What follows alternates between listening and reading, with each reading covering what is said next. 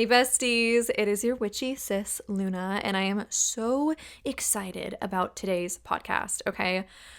I think that pleasure and sacred sexuality are both something that have been so important to me for so many years and so transformative. Some of you know my story, and I'll go into it another day, but essentially, being raised Catholic and having a ton of shame around anything sexual or pleasurable, to then confidently working as an exotic dancer, slay girl, and Playboy bunny, and then also like exploring the world of sex magic and all of that. I mean, I think it's safe to say that I have had quite the experience connecting to pleasure and sacred sexuality, specifically on my own terms, and using it as a tool for sovereignty and connecting to my own personal power. So I really just knew I wanted to share this podcast episode with you guys. It was something that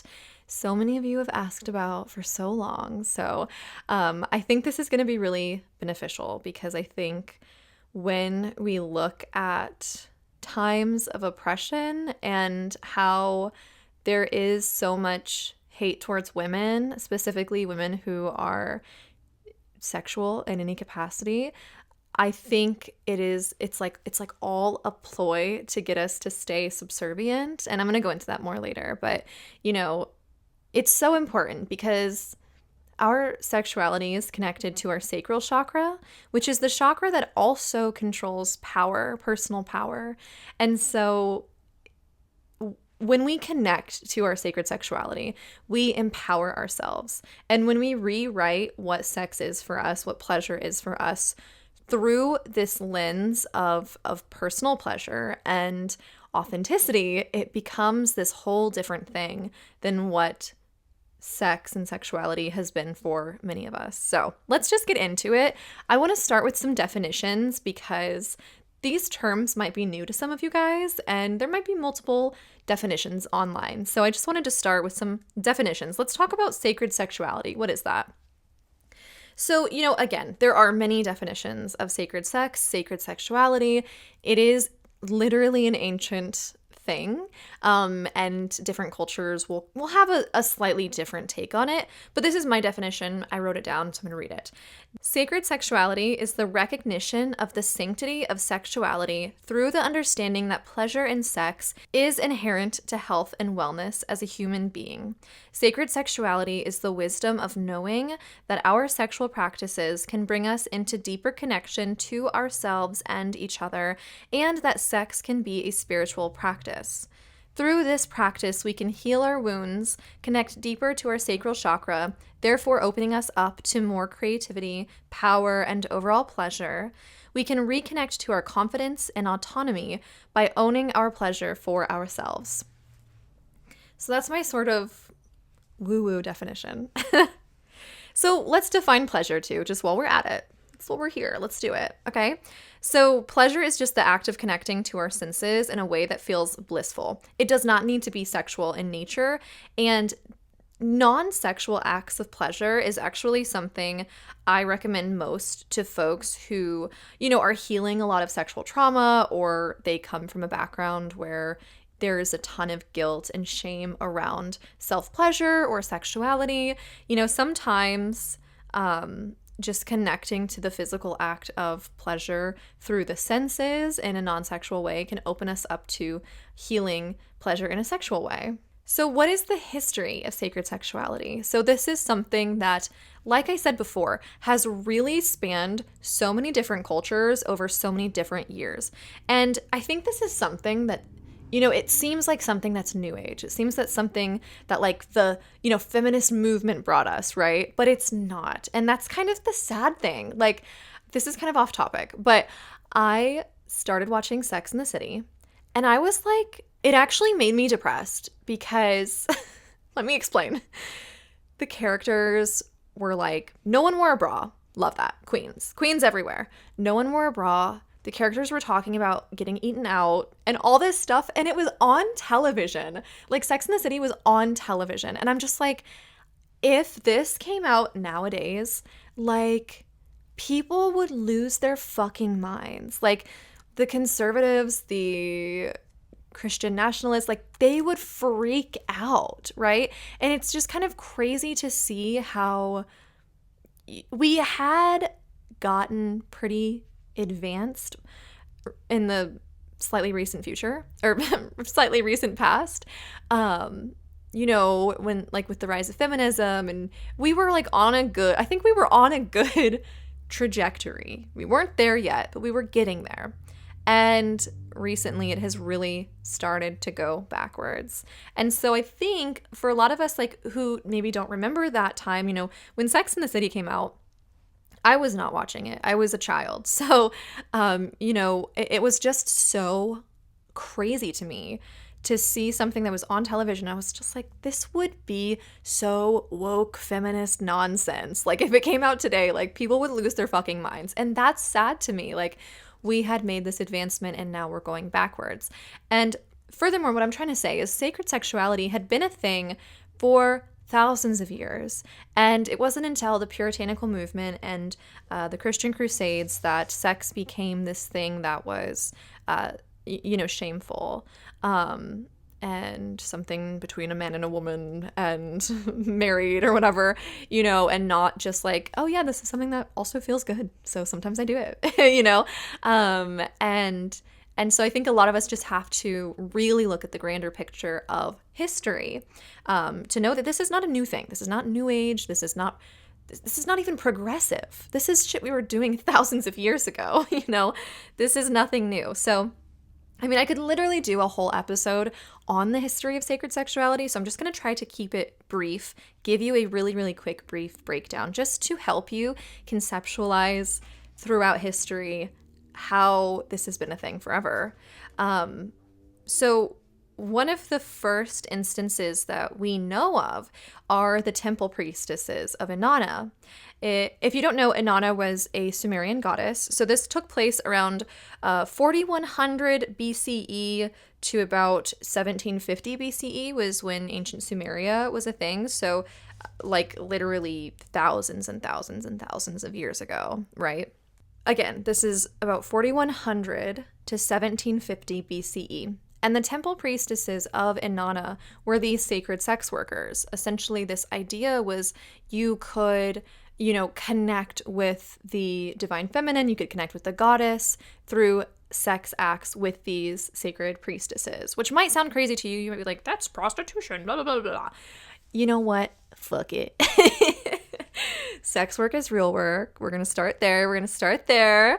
And we really, I invite you throughout this podcast, if there's anything that brings up tension for you, or you're like, you feel some sort of like resistance to it, I would invite you to like sit with that and to kind of question where that's coming from. Because, I mean, to start with this, you know, in ancient Sumeria, these temple priestesses were highly regarded. Everyone loved the temple priestesses. They were taken care of.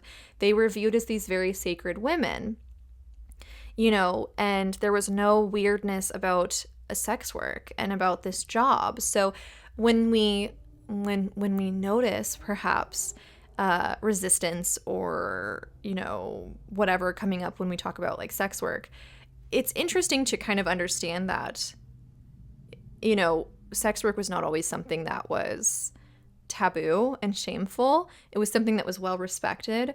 And this is going to be a tangent, but when I went to Amsterdam and I went to the red light district, it was really refreshing to see how the locals just so deeply respected these workers.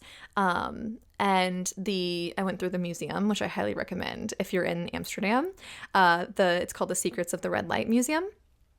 And you know, it talks about kind of the protections that are in place for these workers. And I know that I was kind of reflecting on when I was an exotic dancer and I was like, oh, well, it would have been sick to have like a button to press, you know, in your VIP rooms. Like if someone makes, if anything, you know, if someone makes you uncomfortable, if you just don't fuck with the vibes anymore, you know, they had these buttons, the emergency buttons they could press and the security would be there. And I think like 3 or 4 seconds, like it was crazy. You know, just the respect and the amount of, safety put in place for these workers, it was just a world difference. So, you know, it's just important to remember that like sex work, full service sex work, any kind of sex work was not always something that was, taboo.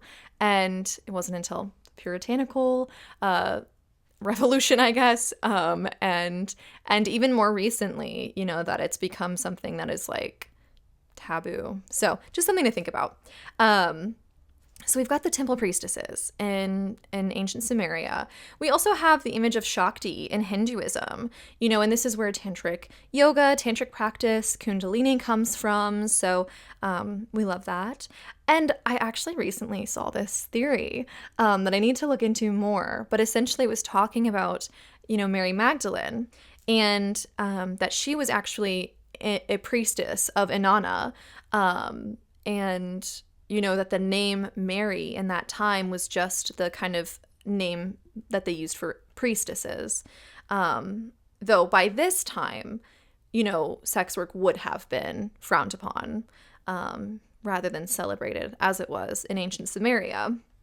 But I learned that recently, and I was like, oh, that's so interesting, that,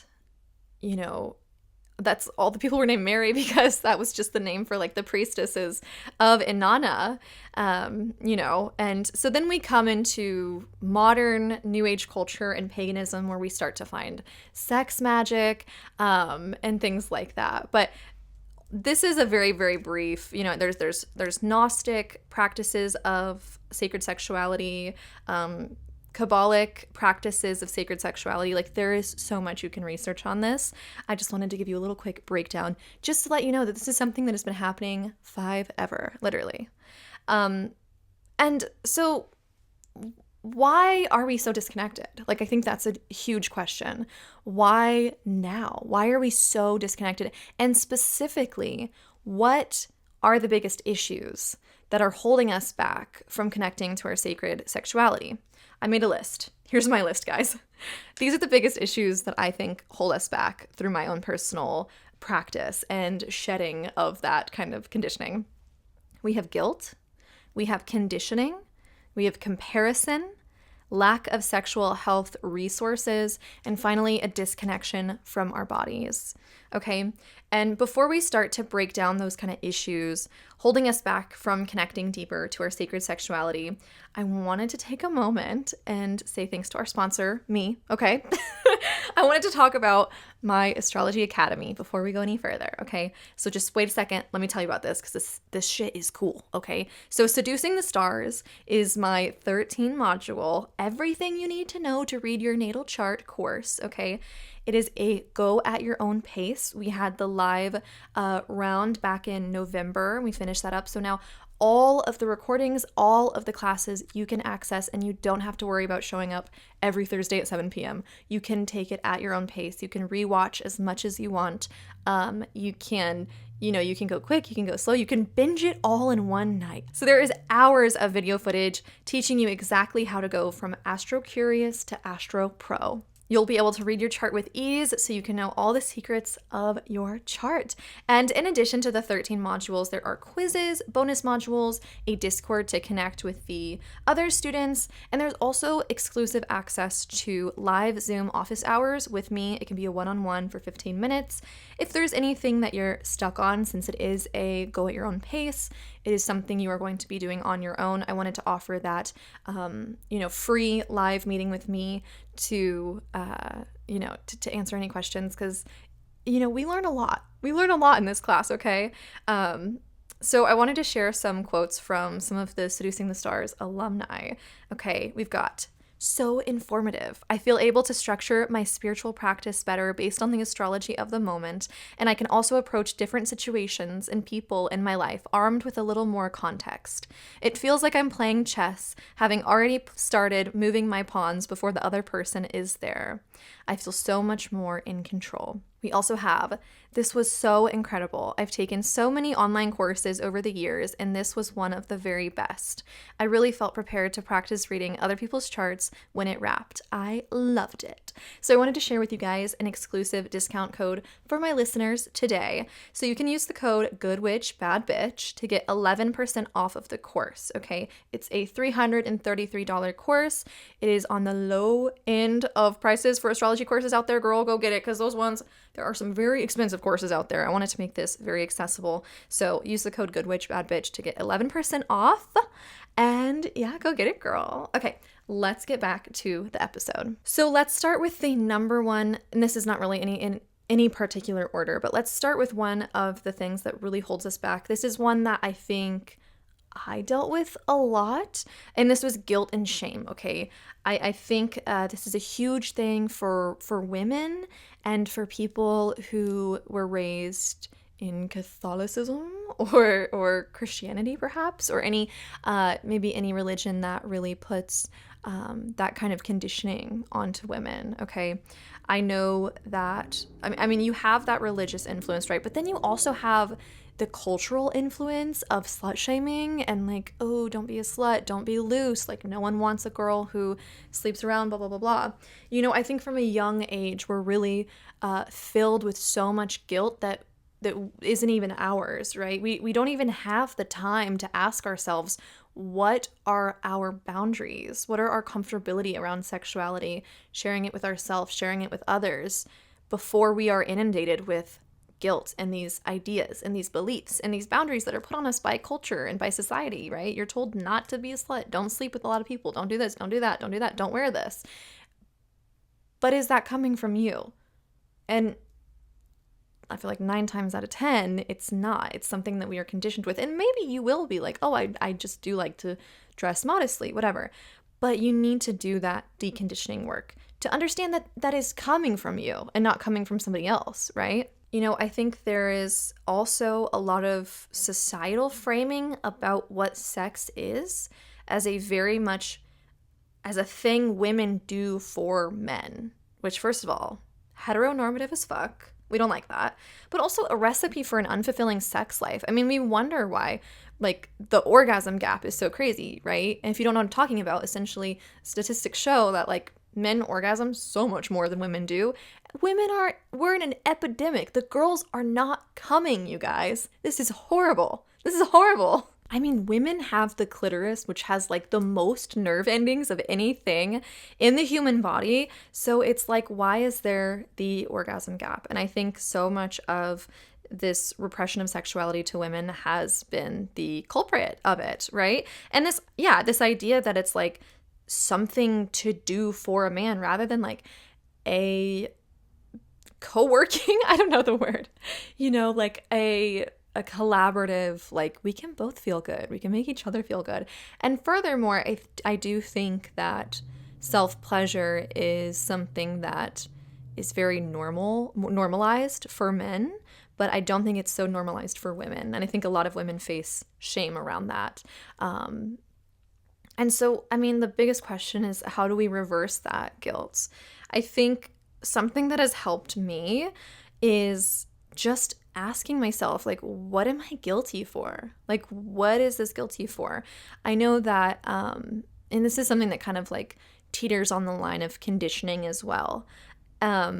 Sometimes, like, if I'm getting dressed in the morning and I'm like, it's an outfit I'm excited about, but then I start to hyperfixate on like, oh, is it safe for me to wear this? Am I going to need to expect to hear comments from men? Or if I post this, like, am I going to lose followers? Because I know there's like this stereotype that like, oh, girls post their, you know, bikini pics for more followers. But anytime I post a pole video, anytime I'm looking sexy, wearing less clothes, I genuinely lose followers on Instagram. And you know, I've had to just disconnect from like, well, those people were probably not aligned with my content anyway, if they're going to, you know, want, like, I totally welcome, like, totally leave if the content is like triggering or not aligned.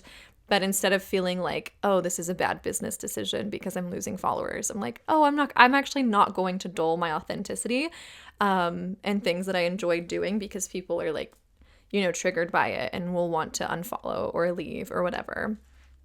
So asking myself when I'm questioning like, oh, should I wear this? It's like, oh, am I internalizing other people's shame about my outfit? Like, is this bikini going to make somebody else feel, you know, like I should cover up? It's like, no, I don't want to change what I'm wearing. Like, I like this outfit.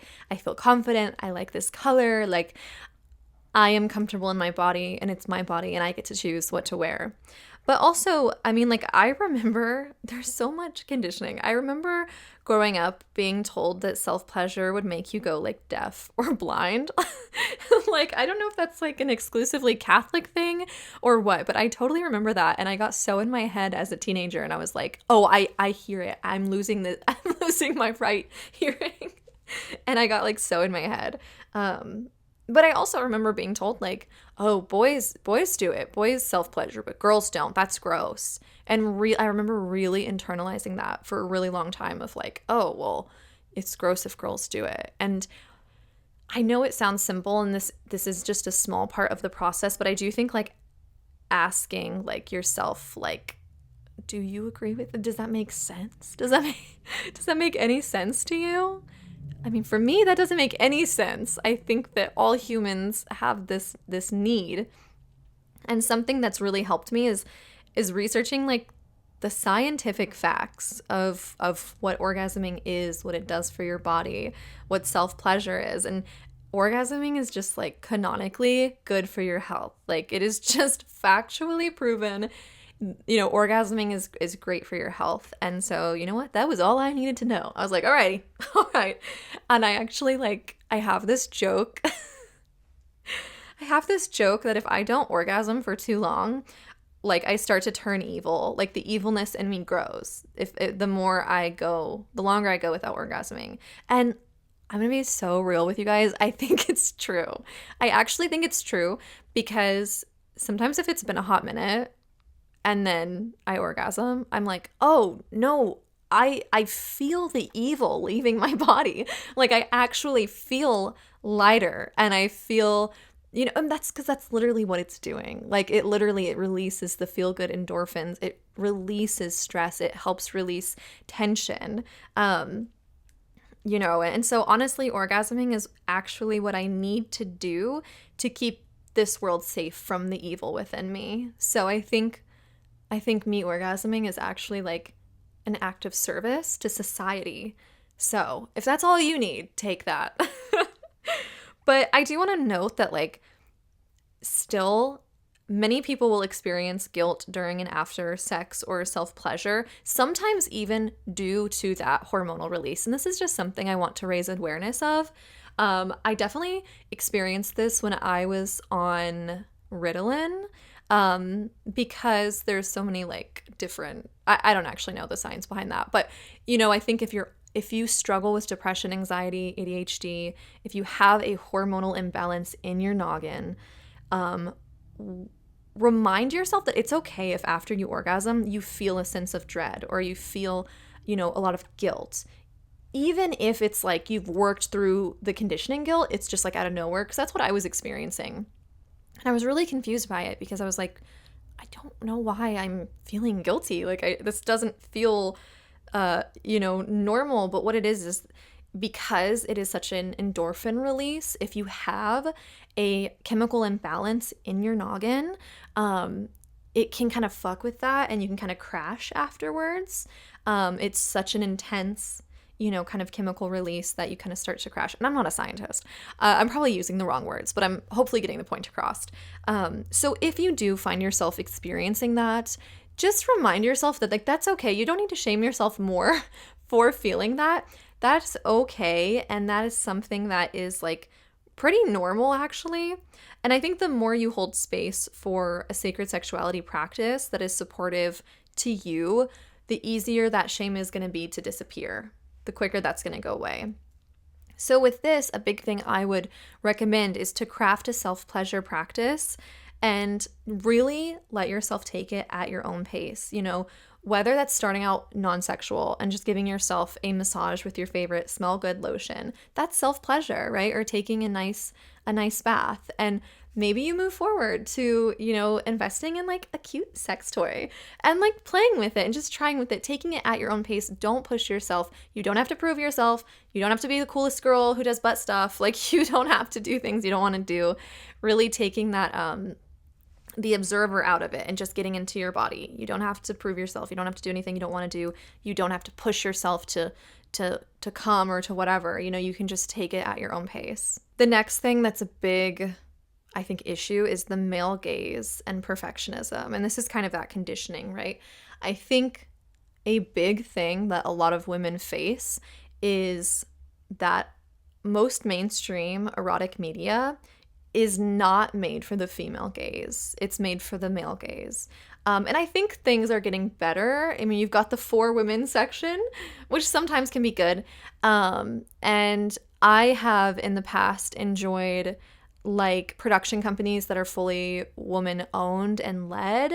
I found that they were a lot more like story driven and like cinematic and like, just overall better quality. And a lot of these, I'm not going to say all because I'm sure that's not true, but a lot of these women owned production companies are very ethical and create really safe spaces for their performers. And I think that's a really important part too.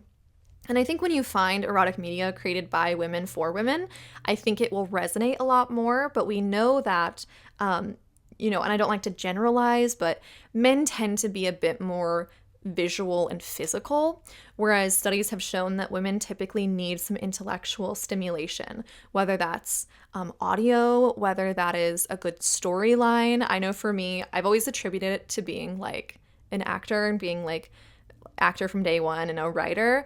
So I've always like been like, oh, I mean, that line was kind of cringy. I don't really believe her motivation in this scene. And it's just like, okay, I'm insufferable. But I do think there is that need for intellectual stimulation, right? So something not sponsored, I just wanted to share with you guys is what I really have been liking. And it's an app called Quinn. I don't know if they go by Try Quinn. I think that's their Instagram. I'll put it in the show notes. But it is an audio erotica app made by women for women. And you can find audios done by women or men. So it's like super open to whatever you're looking for. Tons of different scenarios. It's all audio. Everyone's got a beautiful voice. It's amazing. I think I pay like $4.99 a month. Makes me feel good that I'm paying the workers, whatever small percentage they get of that. It's nice to put money into organizations doing erotic media that are, being very ethical. So I just wanted to recommend Quinn because it's something that, yeah, I really like. I've even thought, I'm like, should I become a Quinn voice actor? Like, I don't know. I have enough things that I'm doing, so I don't know if I should do that. But yeah, I really like it. If you're definitely somebody who finds more comfort in audio erotica, I think you'll really enjoy that. I think there's less room for comparison. There's less room for anything. I actually think you can really zone out too. Close your eyes, visualize, you've got your headphones on. There's more room, I think, for personal, creative. Maybe that's, again, the like director, writer in me. I'm like, I need to be the one in control of this story. But yeah, and with the male gaze, it's like many of us have internalized this male gaze subconsciously, and it can kind of result in this performative nature in sexuality, being so hyper aware of how we look, how we sound. Are we doing it right? Are we sexy? Are we good? And this really pulls us out of the authenticity of pleasure. And it makes it about performing for our partner. And that fully takes you out of your body, which is another issue, right? And so the key here is that you need to reconnect to pleasure from a pure place of feeling and sensing. We talk about that definition of pleasure. It is that, connection to the senses. If we're focused on performing, unless you're a really, really good actor and you've been doing this for a long time, you're not going to be so much in your body. If you're focused on, am I sounding right? Is he liking this? Are they liking this? Is it looking good? Whatever, that is taking you out of your body. That's taking you out of your sensation. You're not here to perform. If you're not getting paid to perform like a porn star, don't do it unless that feels good, unless that amps you up. But, it's really important to be so deeply connected to the body and to treat sex as a meditative practice, right? When we're meditating, we're not focused on like, do I look so zen? Like, are they liking it? Is the crowd liking it? You want to be in the moment if you're going to experience the benefits of it. Same thing with sex. Obviously, you want to care about your partner. You want to be there with your partner and interact in that way if it's partnered sex. And I think you can do that while staying in the moment and not focusing on the performativeness of it, if that makes sense. Another issue that I think we face is a more systemic issue when it comes to being a woman, and that's seeing other women as competition, okay? Typically, when we start feeling triggered by sexual women, this often stems from wounds of not feeling like you can express yours. There's like an unmet wound there of that internalizing of, worophobia or, sexuality, right? And yeah, that's why I'm saying, like, as we go about this podcast episode, if there's anything that comes up where you're like, start to feel a little tension, or you start to feel a little clutching your pearls a little bit, that might be a thing to kind of ponder. Why is that bringing that up? Again, it's so funny. I've actually had people in my DMs saying, like, when I first saw your channel, I was really triggered by you. And that's how I knew I had to keep watching. And, we know that I'm not saying anything triggering most of the time, but I am very deeply loud about being like pro sexuality and pro sex work. And, I'm not afraid to like wear something a little bit scantily clad if it feels good for me, if it's something that, is coming from an honest place of authentic expression. And I've gotten my fair share of comments of people saying, oh, I wanted to watch your video, but I don't know why your shirt is so low cut or you're showing your belly. And that was something I used to struggle with because I was like, what? And again, like questioning, like, is this something I should wear? Are people going to freak out if I'm wearing a crop top, or if my small little amount of cleavage is showing? And again, you have to connect to what is important to you, what is true to you. And for me, our bodies are just our bodies, and there's nothing inherently sexual about my stomach or my boobs or my collarbone or my arms or whatever it is. So if people are seeing my stomach or my cleavage or anything and feeling like I'm being sexual, they are the ones sexualizing it. And I think that's something to, also, if you are feeling triggered when you see girls in bikinis on the timeline, a lot of times we are the ones projecting a sexualization onto people when they're scantily clad. They're not wearing a lot of clothes, right? And that's what ends up making us feel triggered sometimes. And I think it's just so important to recognize that, like, no part of your body is inherently sexual. And, wearing a low-cut shirt is not asking for it. It's not, whether that's comments online or advances in real life, like, that's why, like, the whole breastfeeding conversation is so insane to me that we were having this. Like, it's like, I don't understand why this is a thing being discussed in the modern era. Anyway, when we come to this whole, like, seeing other women as competition, the biggest issue here is the centering of men, which is this idea that, our society is centered around men. Men are the primary subject under a patriarchy, right? And so we end up, when we're raised under a patriarchy, internalizing those ideas. And so, a lot of us, I honestly think all of us are programmed to center men, and we have to do kind of this conscious work of decentering men. There's this idea that women are, we're supposed to compete for men's attention. And even if you don't think, or you do this, or you don't think you would want to do this, it's a very subconscious thing, like, it's kind of like that idea of the office siren, right? It's this whole thing that's kind of designed to be like the one that stands out, or kind of that pick-me energy, right? It's this game of like, who can get the attention, who can whatever, and I think it's important to remember that women can be sexual. We can all be sexual. We can all get attention. There's not a finite amount of space for us, okay? And, a woman being sexual, a woman being celebrated, or maybe being perceived as getting male attention, that doesn't take anything away from you or the rest of the world.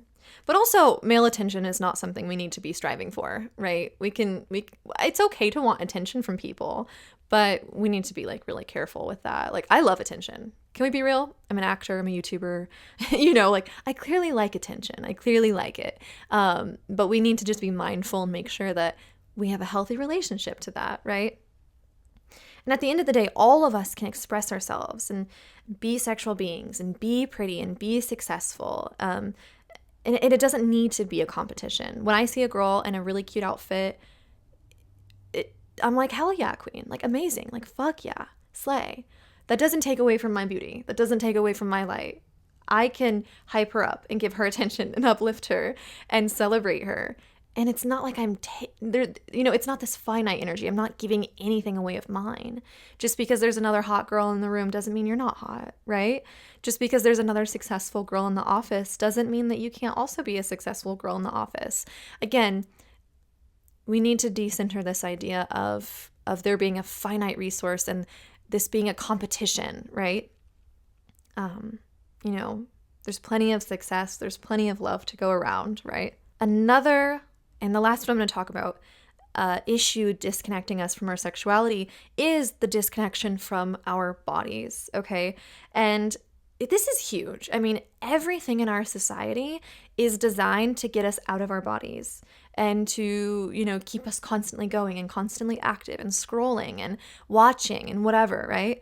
And even as very intuitive creatures, like, we are told from a very young age to ignore our intuition and to doubt ourselves and to gaslight ourselves. And this takes us out of our body because our intuition does live, within our mind to some extent, but also within our body. There's physical symptoms. There's physical, sensory that, lets our intuition know what's happening. And so this is where a self-pleasure practice can be super helpful, and everything I've already talked about, and that, stepping away from the performatism, stepping away from, getting in your head, this idea of what you're supposed to do or look like or whatever, and connecting to your senses, perhaps in a sexual way, perhaps in a non-sexual way, and also connecting to a self-pleasure practice, making that something that is happening regularly. Like, the most simple one that I tell people is, like, again, having your favorite lotion that smells good and giving yourself a massage and being so in the moment, connecting to every body part that you're massaging and feeling what it feels like.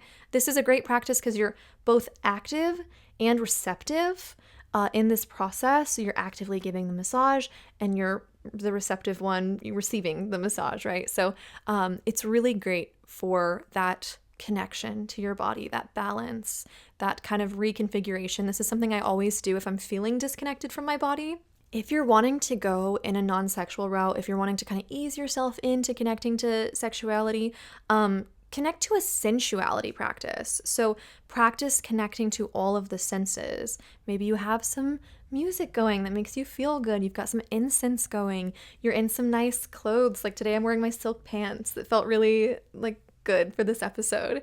Maybe you have your favorite food, right?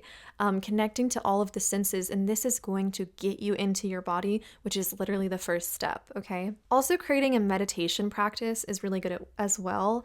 This is going to help you connect to what it means to be in the moment, and again, in your body, and really pulling your focus back, right? Because again, at the end of the day, sacred sexuality, it is something that is meditative, right? I'm gonna be so for real with you guys.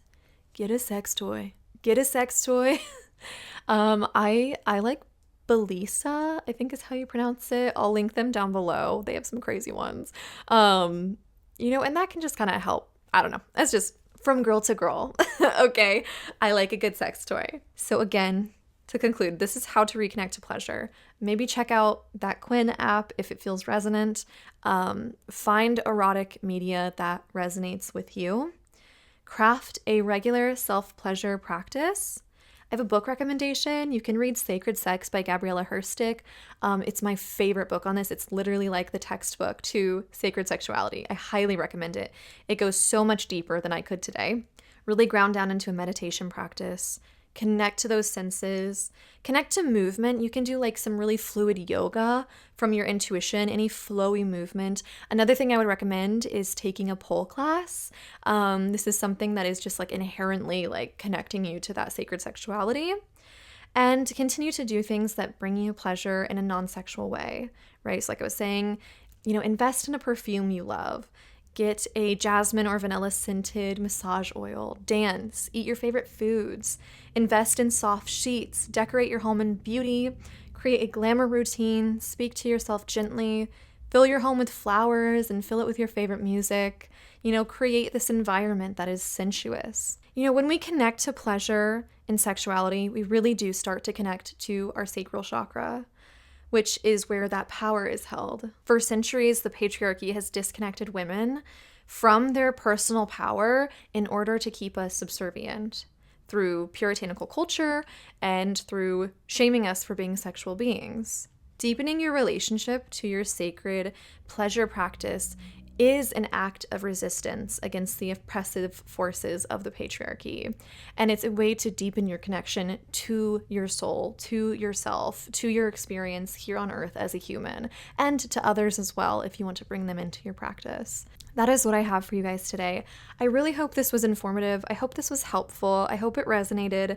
Let me know. Feel free to DM me. You can find me on Instagram at LunaSeranova. And I would love to hear your thoughts. I would love to hear how it was. Comment below if you're watching this on YouTube. But that's all from me. I love you all so much, and I'll see you all next time. Bye.